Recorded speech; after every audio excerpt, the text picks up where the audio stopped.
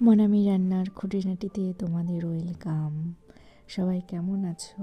নিশ্চয়ই ভালো আছো, আমিও ভালো। দেখো, তোমাদেরকে আজকে কলাইয়ের ডালের বড়ি দেওয়া কীভাবে দিতে হয় সেটা দেখাবো। দেখো, আমি ঘষে নিচ্ছি। ঘষে নিলে এই কালো খোসাগুলো কলাইয়ের ডাল থেকে ছাড়িয়ে যায়। এইভাবে ঘষে নিচ্ছি। যতগুলো আছে সব রকম বস্তায় ঘষে নেবো। তোমরাও বস্তাতে ঘষতে পারো, ধারালো কোনো ঝুড়িতেও ঘষতে পারো। দেখো, আমি অল্প কটা ঘষে নিয়েছি, সেটা দেখালাম। এই যে এগুলো ঘষছি, এ কটা ঘষা হয়ে গেছে, এখন এতগুলো বাকি। এ দেখো, ঘষে টষে কলপারে চলে এসেছি। এই যে মা ধুয়ে নিচ্ছে, এরকম করে ধামাই জল দিয়ে এরকম ধুতে হবে, খোসাগুলো সব বেরিয়ে যাবে আস্তে আস্তে।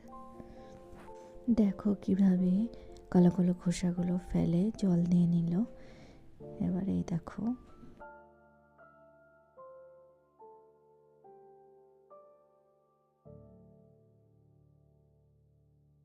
এইভাবে আস্তে আস্তে 2-3 বার করে ধুতে হবে। আস্তে আস্তে ওই কালো খোসাগুলো কলাইয়ের ডাল থেকে ছাড়িয়ে যাবে। প্রথমে ঘষে নিয়েছি ভালো করে, না ওই জন্য। এই দেখো একদম রেডি। অল্প অল্প একটু থেকে যায়। এই যে আমি পেস্ট করে নিয়েছি মিক্সিতে, তোমরাও মিক্সিতে পেস্ট করে নেবে।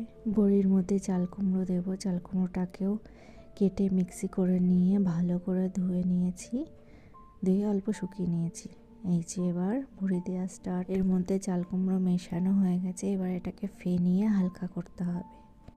হালকা করতে হবে কি করে বুঝবে হালকা হয়েছে? এক বাটি জলের মধ্যে ওই আটা গোলাটাকে ফেলে দেখবে যে জলে ভেসে উঠছে কিনা, তাহলেই ভাববে আপনার বড়ি রেডি। এবার বড়ি বসাচ্ছে, আমার মা বসাচ্ছে, আমি বসাতে পারি না। দেখো, ওইটা হয়ে গেছে, এবার এটাতে বসাচ্ছে। তোমাদের এই ভিডিওটা যদি ভালো লেগে থাকে, তোমরাও এরকমভাবে বড়ি বসাতে পারো। এটা কিন্তু রোদের টাইমেই দিতে হয় আর শীতকালেই দিতে হয়। তো আজকের মতন টাটা বন্ধুরা। ভালো লাগলে লাইক কমেন্ট শেয়ার করতে ভুলবে না। অবশ্যই চ্যানেলটাকে সাবস্ক্রাইব করবে।